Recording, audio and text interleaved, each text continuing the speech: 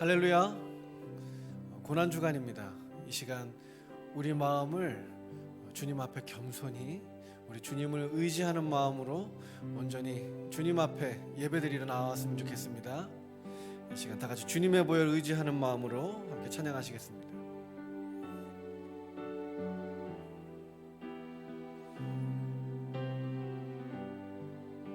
주님의 보혈, 주님의 보혈 의지하는 마음으로 보좌 앞에 지금 가오니 날 씻기소서. 사모하는 영혼을 받아주. 다시 한 번 더 주님의 보혈 의지하는 마음으로 주님의 보혈 의지하는 마음으로 주님 앞에 지금 가오니 날 씻기소서.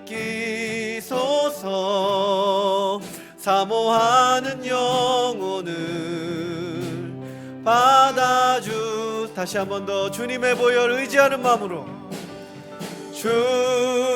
주님의 보혈 의지하는 마음으로 보좌 앞에 지금 가오니 날 씻기소서. 사모하는 영혼을 받아주. 다시 한 번 더 주님의 보혈 의지하는 마음으로 주님의 보혈 의지하는 마음으로 주 보좌 앞에 지금 가오니 날 씻기소서. 사모하는 심령을 받아주소서. 아멘. 우리 주님께서 우리를 위하여 놀라운 일들을 이루셨습니다. 이 시간 우리가 온전히 주님의 그 보혈의 공로를 의지하는 마음으로 주님 앞에 찬양과 공로를 올려드리겠습니다. 이 시간 구주의 십자가 보혈로 함께 손뼉 치시면서 찬양하시겠습니다.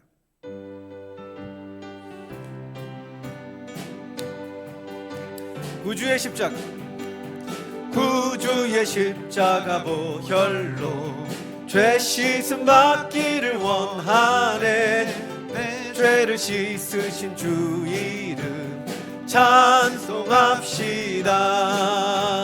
찬송합시다. 찬송합시다.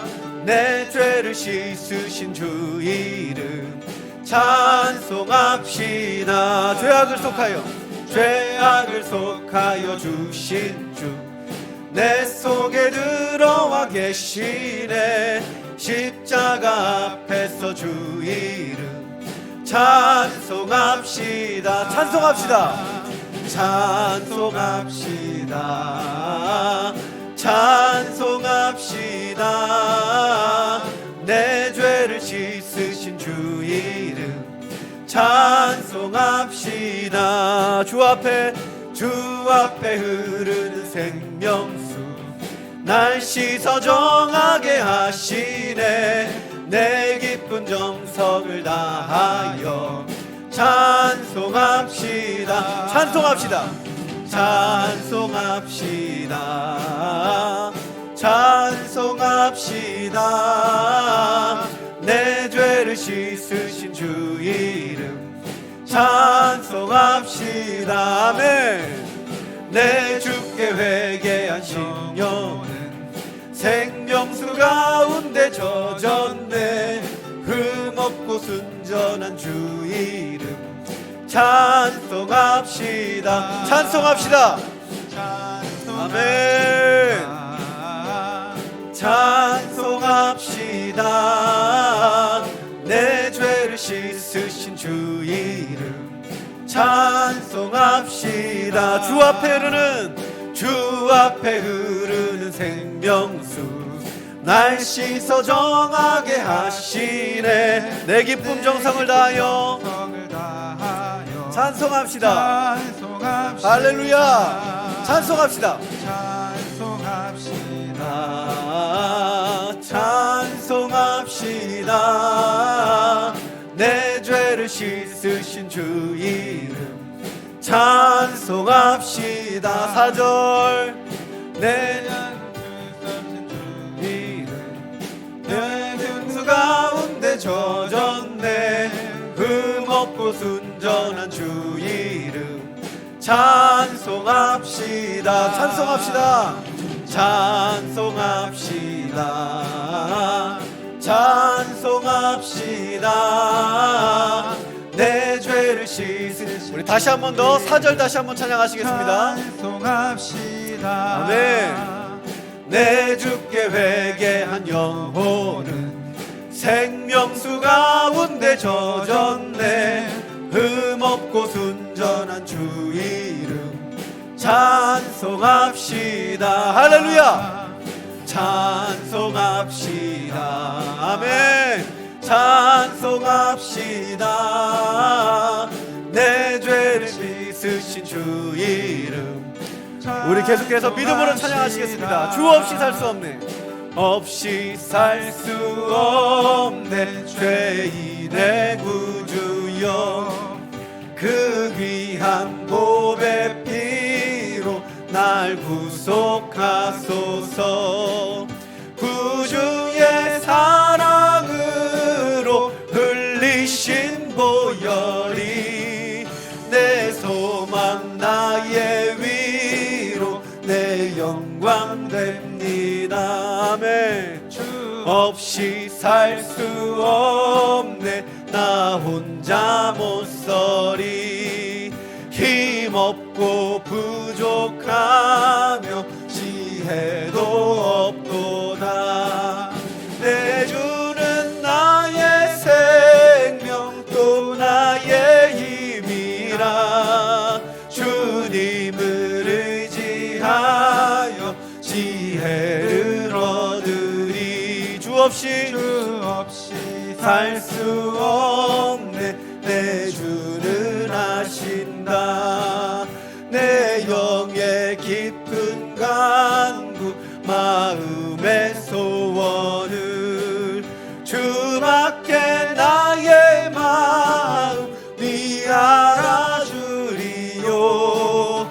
내 마음 위로하사 영원케. 주 없이 살 수 없네.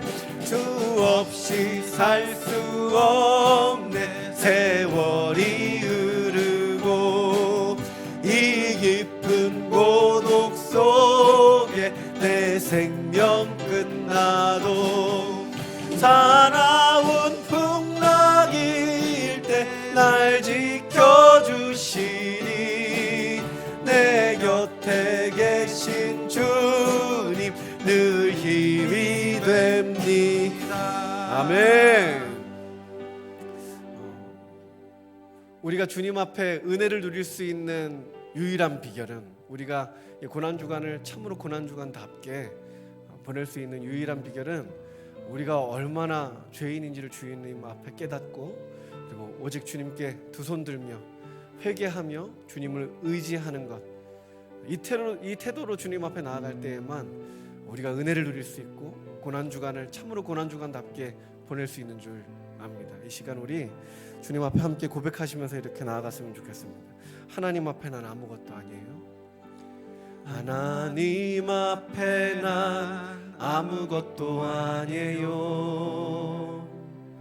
그 큰 사랑은 받을 자격도 없지요. 그러나 예수로 말미암아 길을 얻었네. 그 발 아래 엎드려 용서함을 받았네.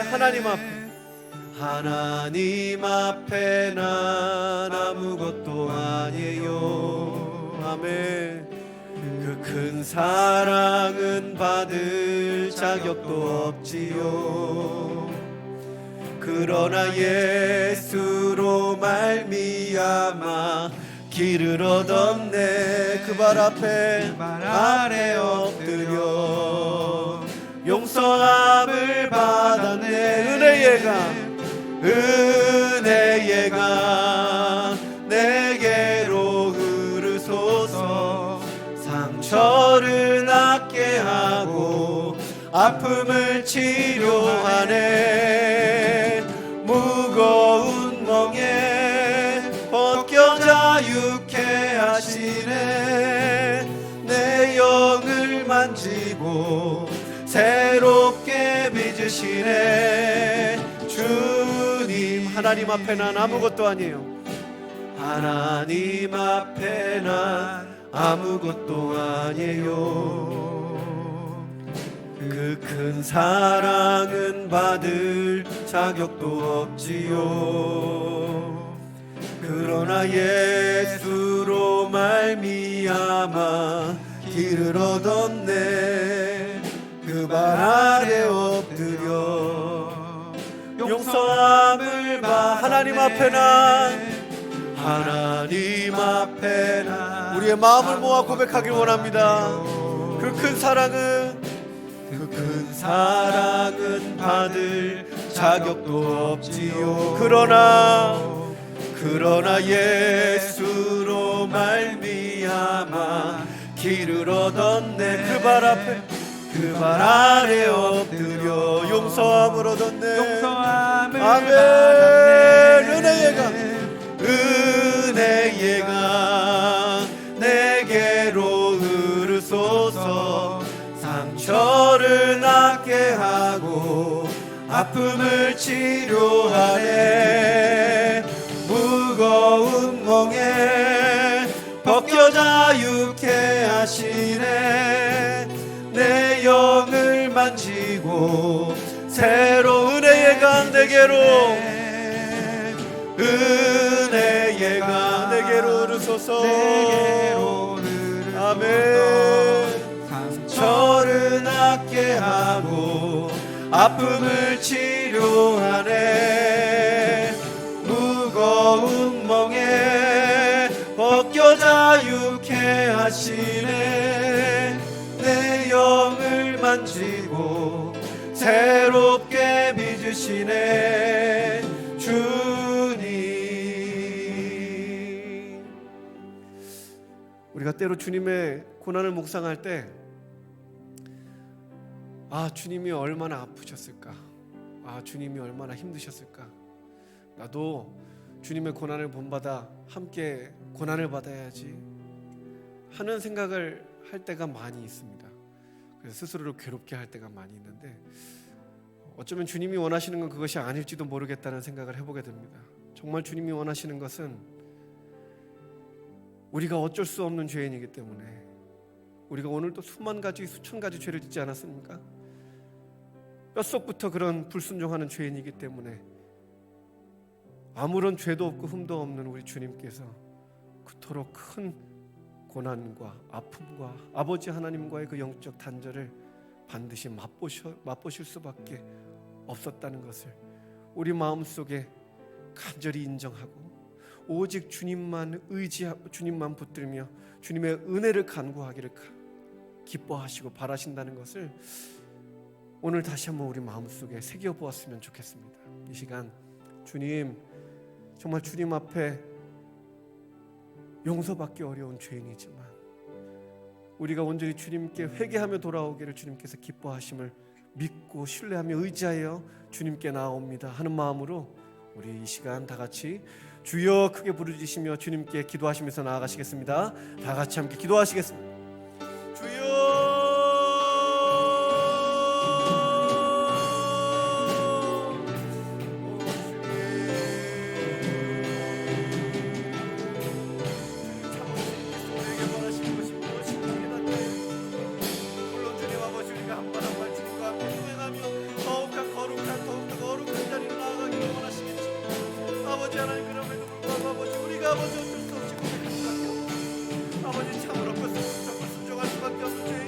아버지, 오늘도 주님 앞에 참으로 아버지 어려운 마음, 부끄러운 마음, 아버지 참으로 부끄러운 마음 마음으로 주님 앞에 나아갈 수밖에 없는 주여, 우리를 불쌍히 여겨주시다가 여겨주시오. 주님의 보혈로, 주님의 아버지 십자가 은혜로, 아버지 주님의 공로로 우리를 덮으시며 우리를 새롭게 하여 주시옵소서. 그리하여 주님 안에서 주님의 그 신실하심 안에서 아버지 우리가 세기를 얻어, 아버지 생명을 얻어, 아버지 땅 가운데 아버지 새로운 삶을 살아낼 수 있도록 주님께서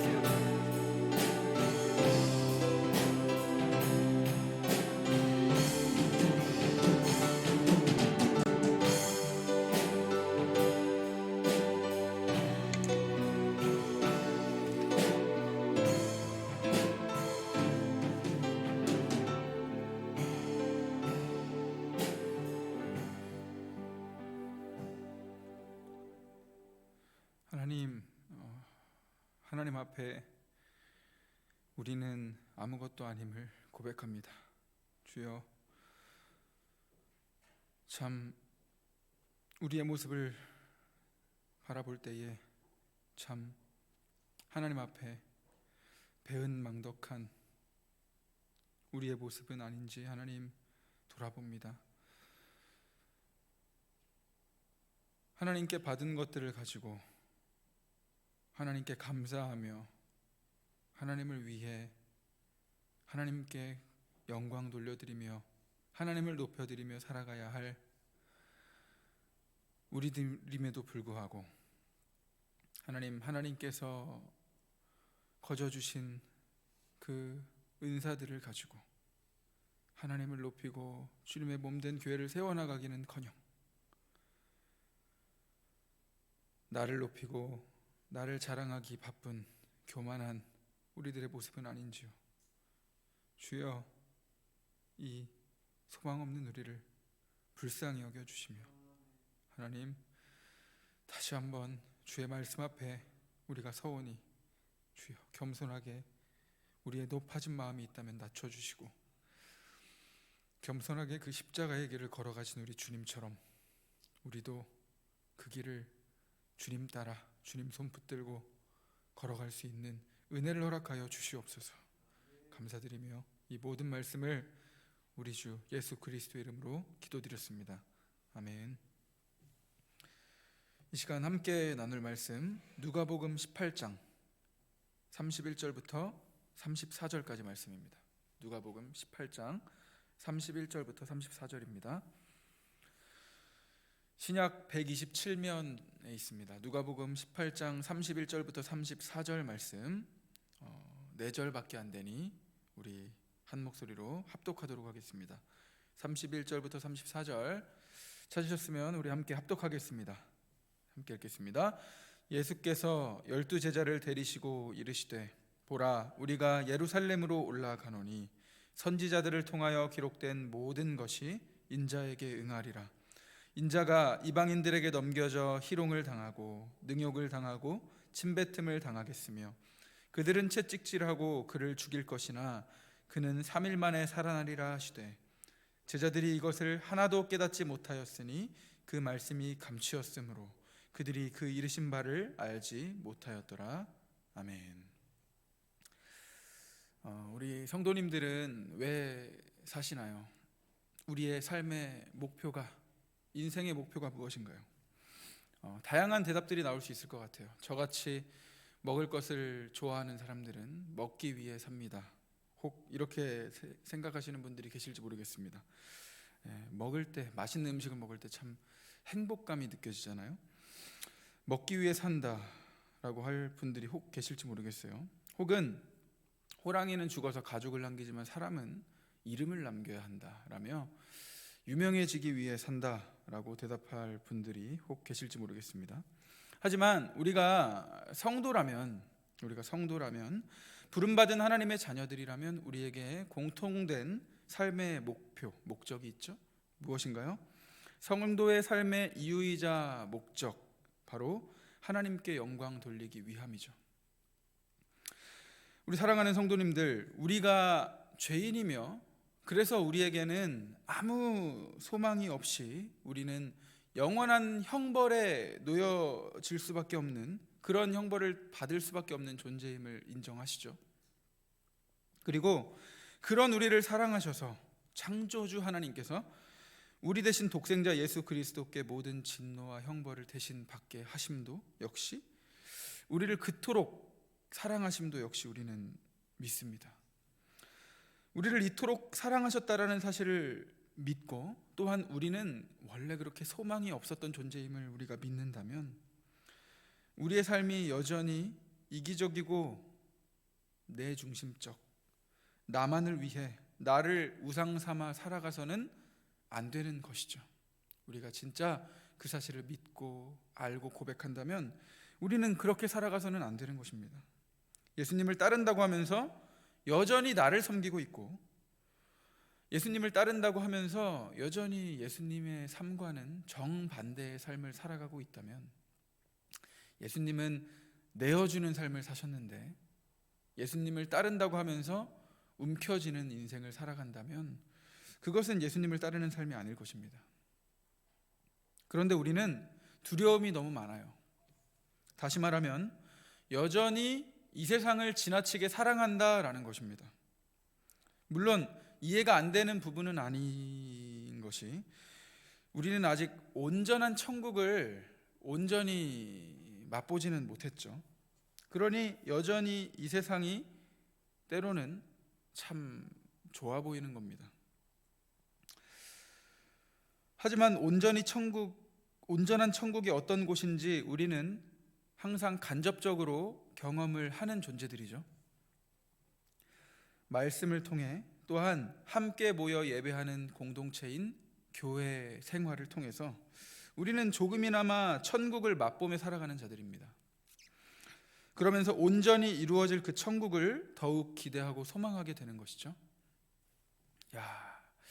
이 온전하지 못한, 아직 온전하지 않은, 이 완성되지 않은 이 천국도 이렇게 아름답고 너무 행복한데, 과연 정말 온전히 이루어질 그 천국은 어떠한 곳일까? 얼마나 기쁜 곳일까? 우리는 그 천국을 더욱 소망하게 되는 것이죠. 그 찬송가 가사처럼, 그죠? 구주를 생각만 해도 이렇게 좋거든, 주 얼굴 배울 때야 얼마나 좋을까라고 그 고백하는 그 가사처럼, 우리는 교회를 통해 천국을 맛보며, 또한 하나님을 의지하는 삶을 통해 내 안에 이루어지는 그 천국을 맛보며 더욱 온전히 이루어질 그 천국을 소망하게 되는 것입니다. 이 천국을 맛본 자들은 이 세상의 것에 연연하지 않아야 하는 것이죠. 얼마 전에 담임 목사님께서 말똥구리 이야기를 하셨어요. 설교 때. 그 비유가 제 마음에 확 와 닿았습니다. 우리가 이 세상 가치들을 조금이라도 더 끌어모으려고 우리는 살아가잖아요. 그죠? 모두가 그렇게 살아가잖아요. 심한 경우는 가족끼리 살인까지 해가며 더 많은 것들 내가 차지하려고 하는 그러한 모습들이 인간들의 세상 아닌가요? 그런데 그러한 모습을 하나님이 바라보실 때 어떻게 보이시겠냐라고 하는 거죠. 마치 우리가 그 말똥, 소똥, 이 가치 없는 것들을 막 굴려가며 거대하게 만들고 모아놓고 뿌듯해하는 그 말똥구리처럼, 참 헛된 것들에 목숨 걸고 헛된 것들에 연연해하는 우리의 모습을 바라볼 때에 하나님 앞에 우리의 모습이 그러한 모습이 아니겠냐라는 것이죠. 바울은 그 천국을 알기에 자신이 그동안 목숨 걸고 쌓아왔던 그 모든 이 세상 가치들을 배설물이라고 고백합니다. 그건 자신이 만난 그리스도, 자신이 깨달은 복음에 비하면 아무것도 아니다라는 고백인 것이죠. 게다가 바울은 빌립보서를 보면, 동일한 빌립보서를 보면 오히려 세상을 떠나 그리스도와 함께 있고 싶다라고 고백을 해요. 다시 말하면 빨리 죽고 싶다라는 얘기입니다. 천국을 경험하지 못하고 부활의 소망이 없는 자들은 몇 년 더 생명 연장시키고 살아보겠다고 불로초를 찾으러 다니고, 현대 의학 기술로는 내가 걸린 이 질병을 치료할 수 없으니 나중에 기술이 개발되어 내 질병을 치유할 수 있을 때가 되면 나를 깨워달라며 스스로 냉동인간이 되기를 자처하며 그렇게 막대한 돈을 들여 그러한 일들을 해갑니다. 그만큼 연연하는 거예요. 대조되는 인생이죠. 어떻게든 악착같이 살아보겠다고, 모아보겠다고 수단과 방법을 가리지 않고 이 세상이 끝인 것처럼, 이 세상이 전부인 것처럼 살아가는 인생, 이 세상의 것에 연연하지 않고 더 나은 부활을 소망하며, 그 히브리서에 등장하는 그 믿음의 증인들처럼 더 나은 부활을 얻고자 그렇게 그리스도를 부인하지 않았던 그 믿음의 선진들처럼 살아가는, 바울과 같이 살아가는 인생들이 대조되는 인생이 아니냐라는 것이죠. 우리는 천국을 살아가는 자들이며 영생을 누리는 자들임을 잊지 않았으면 좋겠습니다. 이 세상의 것에 너무 연연하고 목숨 걸지 않았으면 좋겠다라는 것이에요. 이삭이 그랬죠. 이삭이 우물을 파는 곳마다 우물이 막 솟아나니까 블레셋 사람들이 시기하여 우물을 흙으로 막아버립니다. 일반적인 사람 같으면 가만히 안 있는데 이삭이 어떻게 해요? 다른 곳에 가서 우물을 팝니다. 또 흙으로 메우면 또 다른 곳에 가서 파는 거예요. 왜요? 이삭에게 우물이 중요한 게 아닌 거거든요. 그러니까 당시 우물은 생명이었잖아요. 생명. 안 중요한 게 아니에요. 그런데 우물보다 더 중요한 게 뭐냐면 우물을 솟아나게 하시는 하나님이죠. 하나님의 형상대로 살아가는 그 삶이 더 중요하기에 이삭은 감정적으로 분노하거나 그러지 않아요. 다른 곳에 가서 우물을 파는 거예요. 그러면서 하나님이 함께 하시는 인생이 어떠한 모습인지를 드러내는 겁니다. 세상 모든 사람은 우물이 나를 지켜준다, 우물이 전부인 것처럼 목숨 걸고 그 우물에 혈안이 되어 살아가지만 하나님을 믿고 의지하는 자들은 우물이 아니라 하나님이 나를 지키신다라는 믿음으로 하나님을 바라며 살아가는 것입니다. 이게 성도의 삶이어야 하는 것이죠. 우리 역시 똑같이 이 세상의 것들에 연연하며 말똥구리 인생을 살아가서는 안 되는 것인 것이죠. 나는 구원받았는데, 그래서 나에게 영원한 생명이 주어졌는데 나는 하나님을 누리며 영생을 누리며 살아가는 인생이라고 이야기는 하는데, 고작 영원에 비하면 마치 꿈과 같이 짧은 이 인생, 이 세상에 목숨 걸고 있다면 얼마나 미련한 인생인가요? 하나님보다 이 세상이 더 중요하게 여겨지고 우선시되고 있고, 그러한 것들에 목숨 걸고 그러한 것들에 때로는 그런 것 때문에 하나님을 부인하기까지 한다면 얼마나 미련한 인생이겠냐라는 것입니다. 우리는 하나님을 아버지로 모신 성도입니다. 하나님이 우리 아버지가 되신다라는 이 사실은, 다시 말하면 하나님이 우리를 보호하고 책임지신다라는 말이 되는 거예요. 그렇게 우리는 이 세상 풍속을 좇아 살아가는 자들이 아니요 위의 것을 찾고 위의 것을 바라는 자들이 성도입니다. 그런데 여전히 이 세상을 지나치게 사랑하거나 이 세상 권세 앞에 두려워하고 기죽어서는 안 된다라는 것이죠. 너무나도 근심거리가 많지 않나요? 내가 내 인생 책임지려고 하면 얼마나 신경 써야 될 것들이 많나요? 이렇게 하다가 죽으면 어떻게 하나? 이렇게 하다가 실패하면 어떻게 하나? 이렇게 하다가 재산 다 잃어버리면 어떡하나? 이렇게 하다가 망하면 어떻게 하나? 이런저런 이유로 너무나도 신경 써야 할 것들이 많다라는 거예요. 그리고 그러한 것들을 우리가 신경 쓰고 대비한다 해서 그러한 것들이 대비가 되던가요? 이번 코로나 사건만 봐도 우리는 알 수 있죠. 우리는 그러한 것들에 대비할 수 없어요. 그러한 것들이, 그런 대비들이 우리를 지켜주지 못합니다.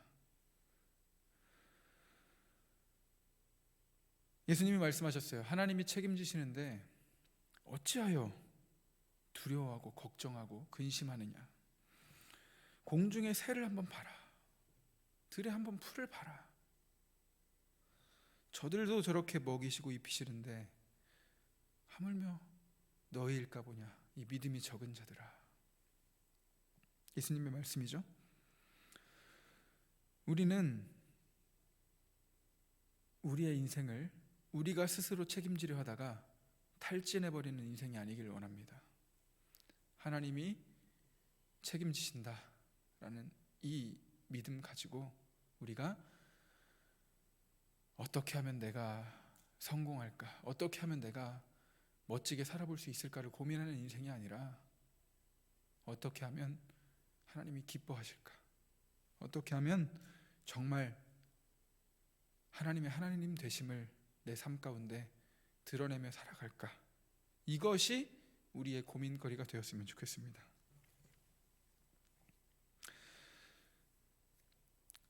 예를 들면 그런 거죠. 로또 1등에 당첨이 됐습니다. 그러면 여전히 몇만 원에 연연해하고 목숨 거는 게 맞나요?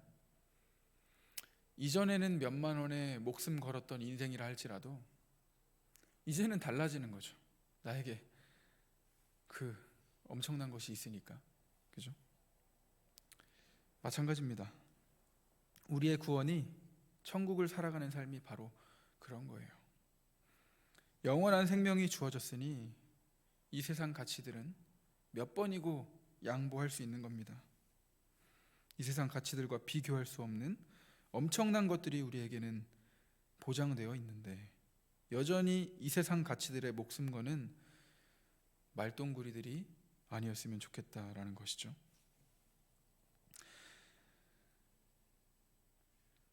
그런데 하나님을 의지하지 않고 우리는 무엇을 의지하고 있는지 한번 우리의 모습을 돌아보기 원합니다. 우리를 책임져 주지 못하는 사람을 의지하거나 우리를 결코 책임져 줄 수 없는 돈을 우상 삼아 우리는 살아가고 있는 자들이, 모습들이 아닌지 우리는 돌아보기 원합니다. 하나님께 맡겨드리길 원해요. 그러면 우리에게 비로소 참 자유가 주어지게 되는 것이죠. 비로소 우리는 안식하는 거예요. 하나님 안에서. 시편 127편을 보면 이렇게 말씀하세요. 하나님이 사랑하시는 자에게 잠을 허락하신다. 하나님을 사랑하고 하나님이 사랑하시는 자는 발 뻗고 자는 겁니다. 하지만 하나님을 신뢰하지 못하는 자들은 거기 보면 이렇게 말하죠. 새벽 일찍부터 일어나서 밤 늦게까지 하는 수고가 헛되대요. 그들의 그 깨어있음과 그 모든 수고가 헛되다라는 거예요. 하나님께 맡겨드리는 인생이 얼마나 복된지 아시겠습니까? 하나님이 책임지신다. 그래서 우리는 내 영혼은 안전하다. 하나님이 하나님을 신뢰하는 하나님의 자녀들을 책임지신다라는 이 확신이 우리에게 확고히 자리 잡히게 되기를 원합니다. 반전적인 거예요. 하나님을 따르는 그 길은, 주님을 따르는 그 길은 좁고 협착하여 찾는 자가 적다라고 해요. 그러니까 고난의 길인 거죠. 별로 사람들이 가고 싶어 하지 않는 길입니다. 그런데 그 길만이 하나님이 책임지시는 유일하게 참된 자유를 누리는 길이다라는 거예요. 이 진리를 깨닫고 붙잡으시고 우리 모두가 이런 복된 인생을 살아가게 되시기를 간절히 소망합니다. 오늘 본문은 바로 그 복된 인생을 살아가신 그 예수 그리스도께서 자신이 걸어가실 그 길을 제자들에게 말씀해주고 계신 본문이에요. 예수님이 걸어가신 십자가의 길, 결코 편안한 길은 아니지만 하나님이 함께 하시며 하나님이 기뻐하시는, 그로 말미암아 세상이 줄 수 없는 평안을 누리는 평안한 길입니다. 편안한 길은 아닌데 평안한 길이다라는 거죠.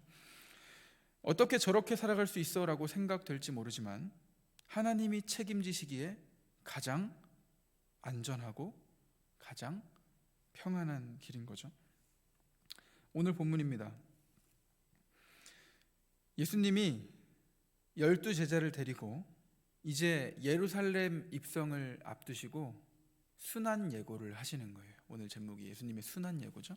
순환예고라고 하면 예수님이 이제 예루살렘에 가셔서 고난받으시고 십자가 지시고 죽으실 것, 그리고 부활하실 것을 제자들에게 말씀하시는 내용을 순환예고다라고 불러요. 예수님이 순환예고를 하시는 부분입니다. 예루살렘 입성을 앞두고. 그런데 이 순환예고가 오늘 본문에 한 번 처음 등장하는 게 아니에요. 오늘이 마지막 세 번째 순환예고입니다. 그러니까 앞서 두 번의 순환예고가 이미 등장했던 거예요.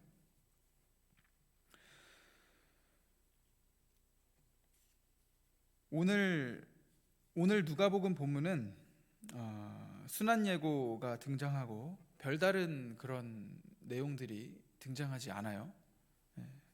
그래서 우리가 함께 좀 살펴봤으면 좋겠는 게 뭐냐면 병행구절 마태복음 본문을 가지고 우리가 조금 생각해 보기 원합니다. 마태복음에 보면 세 번 순환예고, 누가복음에도 세 번 순환예고가 등장해요. 그런데 순환예고 다음에 제자들의 반응이 구체적으로 좀 드러나 있지 않아요. 그래서 마태복음을 우리가 함께 생각을 해보면 먼저 첫 번째 순환예고가 언제 등장하냐면 마태복음 16장에 다들 유명해서 아실 거예요. 베드로가 고백해요. 주는 그리스도시요 살아계신 하나님의 아들입니다 라고 멋지게 신앙 고백을 하자 예수님이 비로소 제자들에게 순환예고를 하십니다. 십자가를 지고 죽으실 것을 비로소 나타내셔요. 그때 베드로가 제자들이 보인 반응이 무엇인가요? 너무나도 유명해서 다 알죠. 예수님을 붙들고 항변했다라고 하죠. 꾸짖었다라는 거죠. 말도 안 되는 소리 하지 말라고 예수님을 책망하고 있는 모습입니다. 첫 번째 순환예고에 대한 제자들의 반응이에요. 예수님을 꾸짖고 있습니다. 두 번째 순환예고가 언제냐면 바로 다음에 마태복음 17장에 보면 갈릴리에 모여있는 제자들에게 예수님이 순환예고를 하세요. 죽임당하고 3일 만에 살아날 것을 말씀하시니까 제자들의 반응이 어떤가요? 앞서 꾸짖음을 당했으니 이제는 좀 받아들이는가 하고 봤더니 아니에요. 이전에 꾸짖음을 당해서 적극적으로 뜯어 말리지는 못하는데 뭐라고 기록되어 있냐면 그들이 매우 근심했다라고 기록하고 있어요. 도대체 납득이 안 가는 거예요. 그런데 뭐라고 할 순 없고 뭐라고 했다가 사탄 소리까지 들었으니 어찌 감히 함부로 뭐라고 할 수 있겠나요? 매우 근심하는 겁니다. 이게 두 번째 순환예고에 대한 제자들의 반응이었어요. 예수님의 순환예고를 듣고 도대체 왜 예수님을 꾸짖고 말리고 또 심히 근심하고 있는 것인가요? 잘못된 메시아관을 갖고 있으니 예수님의 말씀이 도무지 이해와 납득이 용납이 안 되는 거죠. 배와 그물을 버려두고 심지어 가족마저 버려두고 예수님을 쫓았는데 다 버리고 예수님을 따른 이유가 뭐냐? 예수님이 로마를 물리치시고 정치적 메시아가 되실 것을 믿었기에 그 길을 함께 따라 걸어가는 것이죠. 그런데 자꾸 죽으시겠다 하니 납득이 안 가는 거죠. 그러니까 한 번은 붙들고 항변하고 한 번은 심히 근심하는 겁니다. 이건 아닌데 하는 거죠. 세 번째 순환예고가 바로 오늘 본문이에요. 누가복음에서는 역시 순환예고만 등장하지만 마태복음과 마가복음에서는 이 순환 예고 이후에 보인 제자들의 반응이 함께 더불어 등장합니다. 그것을 확인하기 위해 병행 구절 마태복음 20장 17절부터 21절 말씀을 성경이 있으신 분은 찾아보시고 제가 읽어드리도록 하겠습니다. 마태복음 20장 17절부터 21절이 동일한 세 번째 순환 예고에 대한 내용입니다. 제가 읽어드릴게요. 예수께서 예루살렘으로 올라가려 하실 때에 12 제자를 따로 데리시고 길에서 이르시되 보라 우리가 예루살렘으로 올라가노니 인자가 대제사장들과 서기관들에게 넘겨짐에 그들이 죽이기로 결의하고 이방인들에게 넘겨주어 그를 조롱하며 채찍질하며 십자가에 못 박게 할 것이나 제3일에 살아나리라. 여기까지가 누가복음에 등장하는 내용과 같죠? 20절부터 이어집니다. 그때에 세베대의 아들의 어머니가 그 아들들을 데리고 예수께 와서 절하며 무엇을 구하니 예수께서 이르시되 무엇을 원하느냐 이르되 나의 이 두 아들을 주의 나라에서는 하나는 주의 우편에 하나는 주의 좌편에 앉게 명하소서. 예루살렘 입성을 앞두고 제자들에게 세 번째 순환 예고를 말씀해 주시는 거예요. 내가 예루살렘에 들어가는 이유는 고난받고 십자가 지고 죽기 위해 올라가는 거야 라고 분명히 말씀해 주시는 거죠. 정치적 메시아만 기대하고 있는 제자들에게 구약에 예언된 메시아가 어떤 분인지를 의도적으로 이사야서와 연결해서 지금 설명해 주고 계시는 본문입니다. 조롱당하고 채찍에 맞고 죽임당하는 모습은 이사야서의 고난당하는 메시아의 모습과 일치하는 모습이거든요. 그러니까 제자들이 기대하는 로마를 물리치고 이 세상의 왕이 되기 위해 오신 메시아가 아니라 오히려 죽임당하는 모습으로 영원히 해결할 수 없는 우리의 죄 문제를 해결하기 위해 오신 메시아이심을 한 번 더 세 번째로 드러내주고 계신 본문이에요. 세 번이나 말씀하셨는데 그러면 알아들을 만한데 신기하게 못 알아들어요. 목적이 다르니 예수님을 따르고 있는 목적이 다르니 못 알아듣는 겁니다. 예수님은 죽으실 것을 말씀하고 계신데 그때에 야고보와 요한이 엄마를 데리고 와서 예수님께 입성하시고 나서 왕 되시고 우리 아들들 좀 한 자리 하게 해주십시오를 구하고 있는 거예요. 야고보와 요한에게는 절호의 기회입니다. 우리 아시는 분들은 아시겠지만 예수님이 유독 3명의 제자들을 수제자로 이렇게 잘 데리고 다니시는 장면들을 발견하게 될 거예요. 베드로, 야고보, 요한 그들만 따로 이렇게 해가지고 데리고 다니시는 장면이 종종 등장해요. 그런데 베드로가 그 유력한 후보 베드로가 얼마 전에 예수님께 붙들고 항변했다가 사탄 소리 들었죠. 야고보와 요한이 베드로를 제끼고 제자 서열 1순위로 올라설 수 있는 절호의 기회인 거죠. 예수님은 먼저 된 자들이 나중되고 나중된 자들이 먼저 된다라고 얼마 전에 말씀하셨어요. 그런데 이들은 헛된 꿈을 꾸고 있는 것입니다. 스스로 먼저 되려 하고 있는 거예요. 베드로와 야고보와 요한만 그런 게 아니죠. 야고보와 요한이 이랬을 때 제자들의 반응이 조금 그 밑에 또 바로 등장하죠. 분노합니다. 그 자리는 내 자리인데 네가 뭔데 그 자리를 차지하겠냐라는 모습들이죠. 수단과 방법을 가리지 않고 스스로 먼저 되려 하고 있는 제자들의 모습이에요. 예수님을 통해서. 놀랍게도 이런 제자들의 믿음 없는 모습들이 전부 예수님의 순환 예고와 이어서 등장한다라는 거예요. 예수님은 죽으러 오셨고 자신의 생명을 내어주심으로 생명을 살리기 위해 오셨는데 그것을 이제는 이해할까 하고 제자들에게 말씀하시면 제자들은 하나같이 헛소리를 하고 있는 거죠. 말도 안 된다고 꾸짖다가 심히 근심하다가 한 자리씩 차지하게 해달라고 구하고 있는 거예요. 예수님을 따르는 목적이 잘못 설정되니 예수님의 말씀이 도무지 이해가 납득이 안 가고, 예수님을 따른다는 제자들의 모습은 예수님이 추구하는 바와 정반대의 모습을 추구하며 예수님을 따르고 있는 것입니다. 이것은 예수님을 따르는 제자의 삶이 아니에요. 예수님을 따른다고 말하면서 우상 숭배하고 있는 모습입니다.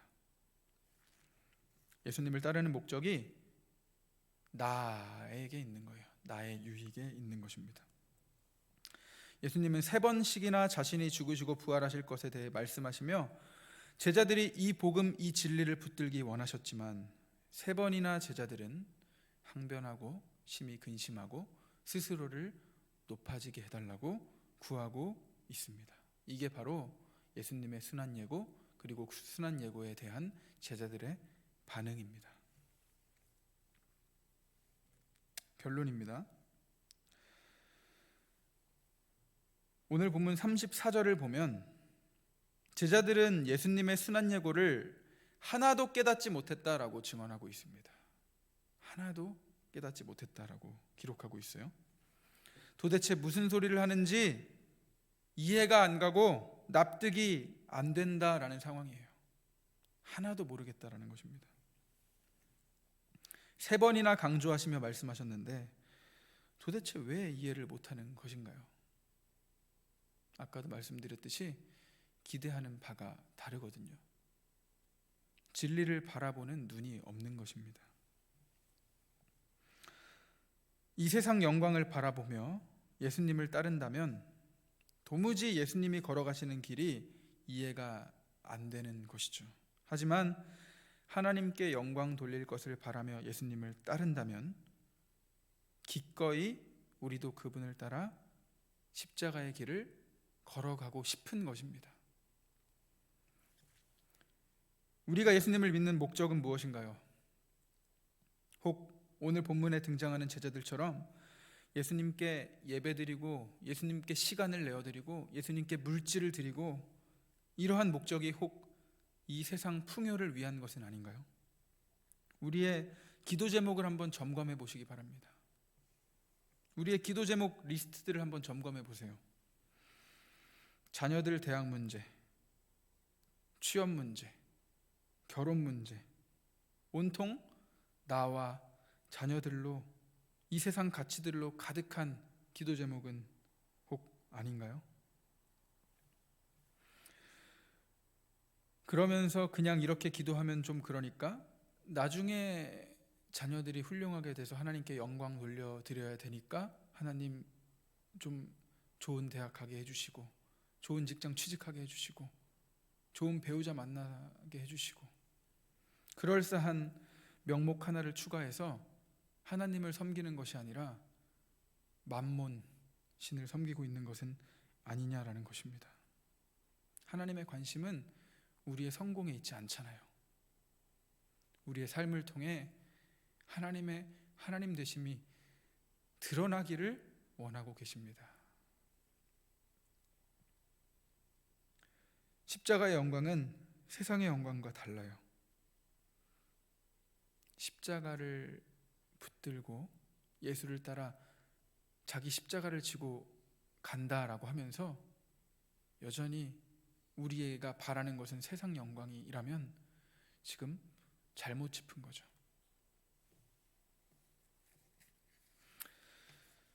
예수님은 철저하게 하나님의 영광을 위해 자신의 삶을 살아가셨습니다. 예수님이 그렇게 살아가셨어요. 철저하게. 자신의 순종을 통해 십자가의 죽음을 통해 하나님의 뜻이 이 땅 가운데 이루어지게 하는 것이 예수님의 삶이었습니다. 하나님은 그 삶을 통해 영광 받으셨어요. 성도인 우리 역시 그러한 삶을 추구하며 그러한 삶을 걸어가야 되는 자들임을 잊지 마시기 바랍니다. 우리는 자꾸 연약하여 흔들릴 거예요. 순간 어느새 돌아보면 내가 지금 뭘 하고 있는 건가? 내가 지금 무엇을 추구하고 있는 건가? 그래서 우리는 날마다 돌아보고 점검해야 됩니다. 예수님을 따르는 이유와 목적을 바로잡기 원합니다. 우리가 구하는 영광은 이 세상 영광인가, 아니면 하나님께 영광 돌려드리기 위함인가? 하나님께 영광 돌려드리는 그 삶, 예수님이 걸어가신 그 삶, 십자가의 삶은 다시 말씀드리면 결코 쉽지 않아요. 고난의 길입니다. 찾는 자가 적다고 해요. 예수님이 다시 오실 때, 인자가 올 때 믿는 자를 보겠느냐라고 말씀하실 정도로 그 삶은 좁고 협착한 길, 찾는 자가 적은 길, 고난의 길입니다. 예수님도 그 고난의 길을 걸어가시며 그토록 기도하셨잖아요. 하나님의 뜻대로 되게 해달라고.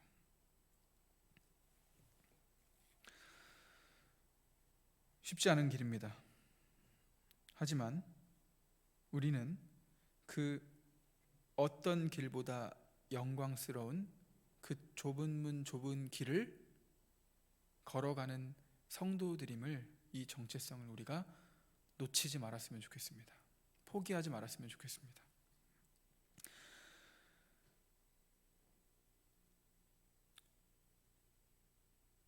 마지막으로 누가복음 9장 23절을 제가 읽어드리겠습니다. 또 무리에게 이르시되 아무든지 나를 따라오려거든 자기를 부인하고 날마다 제 십자가를 지고 나를 따를 것이니라. 기독교의 핵심이 바로 자기 부인이죠.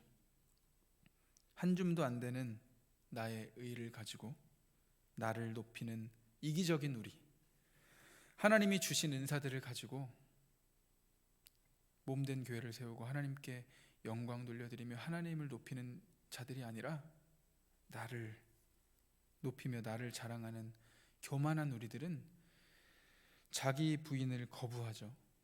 하지만 우리가 추구하고 걸어가야 할 길, 자기 부인의 길임을 잊지 마시기 바랍니다. 그것이 하나님께서 영광 받으시는 길이며 이 세상이 결코 끝이 아니고 죽음 이후에 영원히 주어질 그 삶이 우리에게 있음을 우리가 놓치지 말고 영원을 바라보고 참된 가치를 추구하며 우리가 살아가시는 저와 성도님들이 되실 수 있기를 간절히 바랍니다. 함께 예수께서 가라사대 찬양하겠습니다.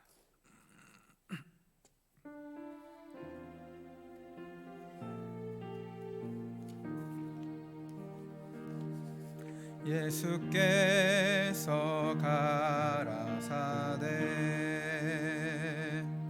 나는 부활이요 생명이니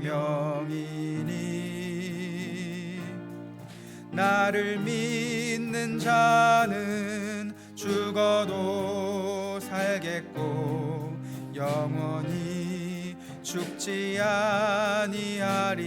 한 번 더 예수께서 가라사대 예수께서 가라사대 나는 부활이요 생명이니 나를 믿는 자는 죽어도 살겠고 영원히 죽지 않. 우리 마지막으로 한 번만 고백할까요? 예수께서 가라사대 예수께서 가라사대 나는 부활이요 생명이니 나를 믿는 자는 죽어도 살겠고 영원히 죽지 아니하리라. 아멘. 우리 시간 함께 기도하기 원합니다. 주님의 말씀을 우리가 기억했으면 좋겠어요. 주님을 믿는 자는 죽어도 살겠고 영원히 죽지 아니하리라. 영생을 누리며 살아가는 삶으로 변화되는 것입니다. 우리는 하나님께 영광 돌려드린다라는 것에 대해 오해하기가 참 쉽죠. 예전에도 한번 말씀드렸지만 우리는 지극히 세속적이라서 세상 기준의 영광을 가지고 하나님께 영광 돌려드리려는 시도들을 자꾸 해나간다라는 거예요. 그래서 다른 사람들을 좀 짓밟아서라도 내가 높아져서 그 영광을 쟁취해서 하나님께 영광을 돌려드리겠다라는 이상한 시도들을 해나간다라는 거예요.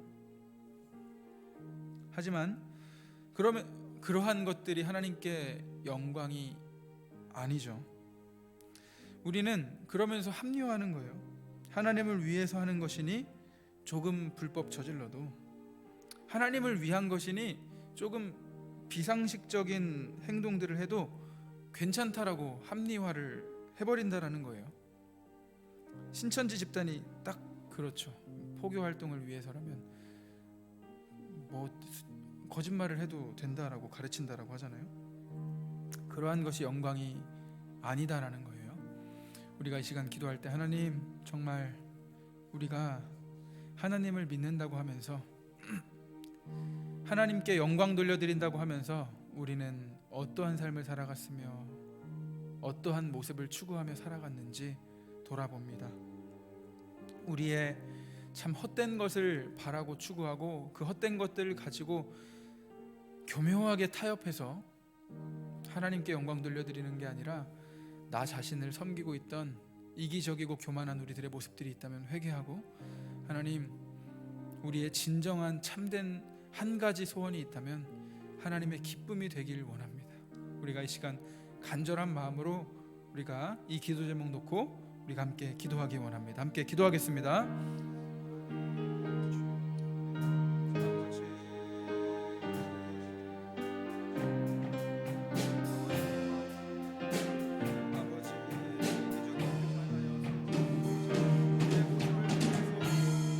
하나님이 드러날 수 없으며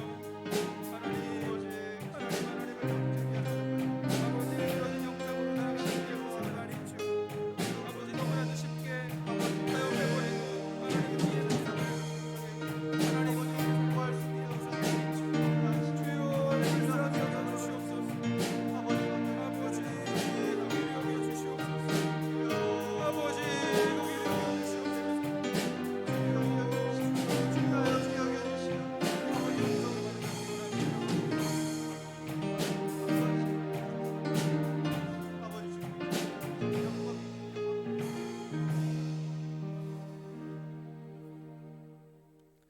하나님, 우리의 단 한 가지 소원이 있다면 너무나도 부족한 우리의 삶을 통해서 하나님의 하나님 되심이 증거되며 그 하나님의 영광이 하나님 비추어지고 반사되는 그런 복된 삶을 우리가 살아가기를 간절히 소원합니다. 주여, 우리의 이기적이고 교만한 모습들을 주여 불쌍히 여겨주시고, 하나님, 날마다 주님 앞에 우리의 모습을 비추어 보며 우리의 길을 점검하며 우리 주님이 걸어가신 그 길을 우리 모두가 걸어갈 수 있도록 주님 은혜를 허락하여 주시옵소서. 주여, 이 혼란스러운 시국 가운데에 우리는 우리에게 주어진 것들을 가지고 어떠한 삶을 살아가야 할지를 고민하기 원합니다. 주여, 아무런 고민 없이 그냥 지나가기를 바라며 있는 우리의 모습이 아니길 원합니다. 주여, 우리에게 주신 것들을 가지고 우리에게 원하시는 하나님의 뜻이 무엇일까를 고민하며 그렇게 하나님의 기쁨이 되고 하나님께 영광 돌려드리는 삶을 살아가는 우리 모두가 되길 원하오니 주여, 우리의 삶 가운데 주인 되어 주시고 우리의 삶에 간섭하여 주시고 인도자 되어 주시옵소서. 감사드리며 이 모든 말씀을 우리 주 예수 그리스도의 이름으로 기도드렸습니다. 아멘. 주기도문 하시겠습니다. 하늘에 계신 우리 아버지여, 이름이 거룩히 여김을 받으시오며 나라의 몫이며 뜻이 하늘에서 이루어진 것 같이 땅에서도 이루어지이다. 오늘날 우리에게 일용할 양식을 주옵시고 우리가 우리에게 죄 지은 자를 사하여 준 것 같이 우리 죄를 사하여 주옵시고 우리를 시험에 들게 하지 마옵시고 다만 악에서 구하옵소서. 대개 나라와 권세와 영광이 아버지께 영원히 있사옵나이다. 아멘.